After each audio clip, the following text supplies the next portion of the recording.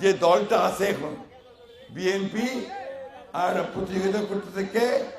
দাঁড়িপাল্লা, ধানের শীষের সঙ্গে না? দাঁড়িপাল্লাকে আপনারা কি দেখছেন? খুব বেশি জামাত ইসলামকে দেখছেন? আমাকে তো দেখেছেন। আমরা এই 2001 সালে আমি আপনাদের ভোটে নির্বাচিত হয়ে আমি এমপি হয়েছিলাম, প্রতিমন্ত্রী হয়েছিলাম, তাই না? কৃষি প্রতিমন্ত্রী। তখন আমি আপনার এই ডিপ টিউবওয়েলগুলো চালু করছিলাম। বরেন্দ্র টিউবওয়েলগুলো চালু হয়েছিল না? এরা যে ভুট্টা চাষ করেছেন, আগে আমাদের দেশে কেউ ভুট্টা চাষ করতো না। ও তো মাকাই কি চাষ করি, ওটা তো গরু খায়, ঠিক না? কিন্তু এখন সবচেয়ে বেশি ভুট্টা চাষ করে না। কেন? ওইটা পয়সা দেয়। ভুট্টা বিক্রি করলে আপনারা পয়সা পান, তাই না? এটাও কিন্তু আমরা ওই 2001 সালে আমরা এখানে নিয়ে আসছিলাম। আমাদের এই পাশে মুরগির খামার আছে, হ্যাঁ, কাজী ফার্ম আছে না? ওখানে আমাদের বহু ছেলে পড়ে চাকরি করে। ওই কোনটা গেল? কাদের কোনটা গেল? কাদের আছে ও একা না, অনেকে মুরগি ফার্মে কাজ করে। ঠিক এমনি এরকম 21টা ফার্ম আছে, এদেরকেও কিন্তু আমরাই ঠাকুরগাঁতে নিয়ে আসছিলাম। আমরা কাজ করার চেষ্টা করেছি। আপনাদের এই রুইয়া রোড, আপনাদের এই যে স্কুল কলেজ মাদ্রাসা, ঢোলরহাটের স্কুল, ওই হেডমাস্টার সাহেব আছে না, রিটায়ার করে গেছে বোধ হয়, রিটায়ার করেছে না? সব আমি সকলকে চিন্তা, সবাই আমার ছাত্র ছিল। আমরা কাজ করেছি অতীতে। এখন আমি বিএনপির মহাসচিবের দায়িত্বে আছি না? বাংলাদেশের সবচেয়ে বড় দল কোনটা এখন? বিএনপি। তো বিএনপির সেক্রেটারি জেনারেল আমি, ঠিক না?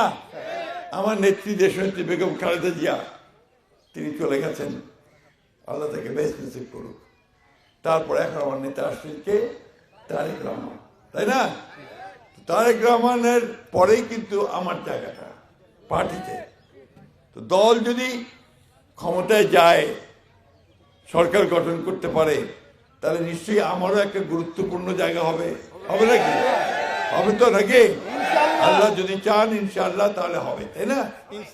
উপরওয়ালা যদি চান, তাহলে আপনাদেরকে ভাবতে হবে যে এইখানে যদি কাজ করতে হয়, এলাকার যদি উন্নয়ন করতে হয়, ছেলে মেয়েদের যদি চাকরি বাকরির সুবিধা করতে হয় এবং দেশের শান্তি শৃঙ্খলা রক্ষা করতে হয়, তাহলে আমার কথাটা আপনাদেরকে চিন্তা করতে হবে, তাই না? এই চিন্তাটা করার জন্য আমি আপনাদেরকে অনুরোধ জানাবো যে আপনারা এইভাবে চিন্তা করে আমাকে ভোট দেওয়ার চেষ্টা করবেন। বন্ধুরা, খালি হাতে কি আসা যায়? পুনটে যাওয়া যায় না। একটা বেটির বাড়ি গেলেও তো আমরা মিষ্টিলে দেওয়া হয়, ঠিক না? তো আমি তো আসছি আপনাদের কাছে ভোট চাইতে, খালি হাতে আসি নাই। আমি কতগুলো প্রস্তাব নিয়ে আসছি আপনাদের সামনে যে আমরা কি কি কাজ করব। আমরা যদি সরকার গঠন করতে পারি, আপনারা যদি আমাকে নির্বাচিত করতে পারেন, আমরা কি কি কাজ করব।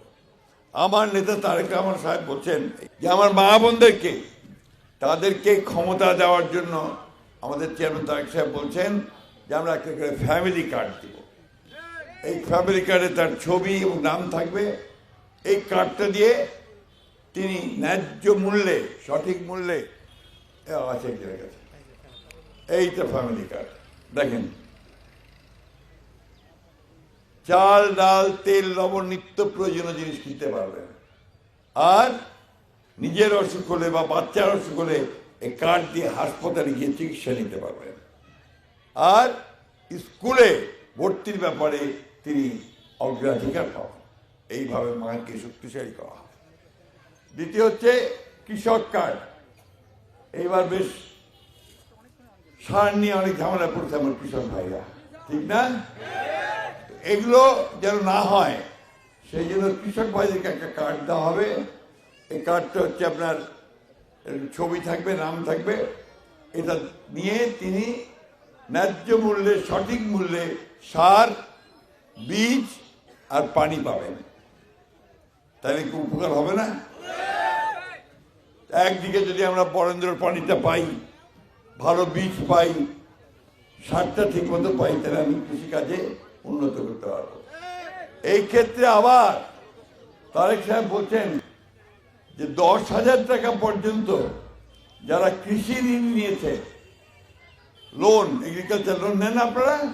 কৃষি ঋণ নেন তো বিভিন্ন ফসলের সময়? 10,000 টাকা মতো কৃষি ঋণ উনি সুদ সহ মৌকুফ করে মাফ করে দিলেন।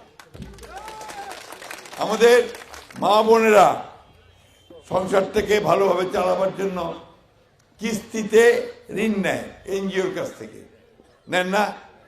এই আশা, ব্রাক, ইএসডিও এদের কাছ থেকে আপনার লোন নেন না? কিস্তিতে শোধ করতে হয়। কিস্তি ফেল করলে এনজিও ভাইটা আসে হাজির, বাড়ি কিস্তি দিবে, ঠিক না?